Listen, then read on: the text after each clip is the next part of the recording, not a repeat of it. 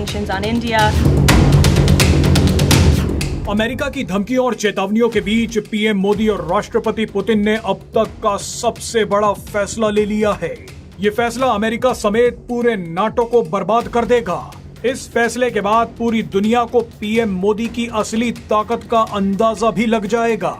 दरअसल Donald Trump के कहने पर अमेरिका की प्रेस सेक्रेटरी कैरोलीन ने भारत और रूस के बारे में एक बहुत ही गलत बात कह दी। इस बात को सुनकर भारत इतना भड़क गया कि उसने रूस से आने वाले तेल पर एक बहुत बड़ा ऐलान कर दिया है। लेकिन असली खेल तो तब हुआ जब भारत का ऐलान सुनकर रूस ने भी इशारा कर दिया कि वो भारत को अपने तेल पर और भी ज्यादा डिस्काउंट दे सकता है।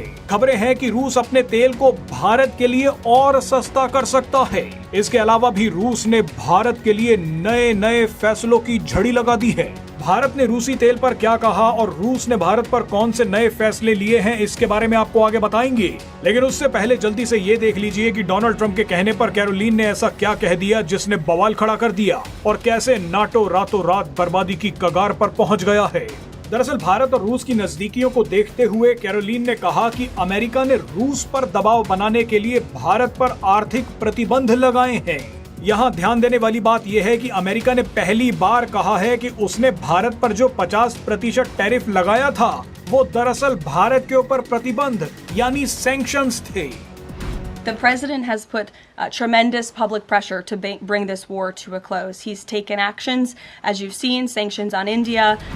अमेरिका का ये कहना कि उसने भारत के ऊपर सैंक्शंस लगाए हैं, ये साबित करता है कि पीएम मोदी ने डोनाल्ड ट्रंप को बहुत गहरी चोट दी है।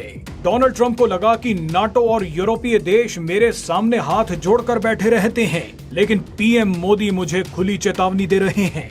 बहरहाल अपनी बेइज्जती का बदला लेने के लिए डोनाल्ड ट्रंप ने कैरोलीन से कहलवाया है कि भारत के ऊपर सैंक्शंस लगाए गए हैं। सैंक्शंस का नाम सुनते ही भारत और रूस भड़क गए। सबसे पहले तो भारत ने एक बड़ा फैसला लेते हुए कुछ दिन के अंतराल के बाद अपनी तेल कंपनियों को आदेश दिया है कि रूस से दोबारा तेल खरीदो और इस बार जमकर खरीदो। यानी जिस रूसी तेल के लिए अमेरिका ने भारत पर सैंक्शंस लगाने की बात कही, अब उसी रूसी तेल को भारत फिर खरीद रहा है। ये सीधे सीधे अमेरिका और नाटो के मुंह पर तमाचा है। भारत का ये ऐलान सुनकर रूस को भी जोश चढ़ गया। रूस ने कहा कि हम भी अब भारत को पहले से ज्यादा अपने तेल पर डिस्काउंट देंगे। कुछ जगहों पर दावा किया जा रहा है कि रूस भारत के लिए अपने तेल को 5% सस्ता कर सकता है। रूस ने यह भी कहा कि हम भारत के साथ अपने व्यापार में आने वाले ट्रेड बैरियर्स को कम कर देंगे। इसके अलावा रूस ने यह भी कहा कि भारत के साथ हमारा व्यापार अब 90% रुपए और रूबल में हो रहा है। आखिर में रूस ने कहा कि हम भारत को साथ लेकर रिक गठबंधन को दोबारा शुरू करने की पूरी कोशिश कर रहे हैं। रिक गठबंधन में रूस, भारत और चीन शामिल हैं। यानी जो अमेरिका और नाटो देश भारत, रूस और चीन को एक दूसरे से अलग करना चाहते थे, उन्हीं की धमकियों के चलते भारत, रूस और चीन अब एक साथ आकर खड़े हो गए हैं।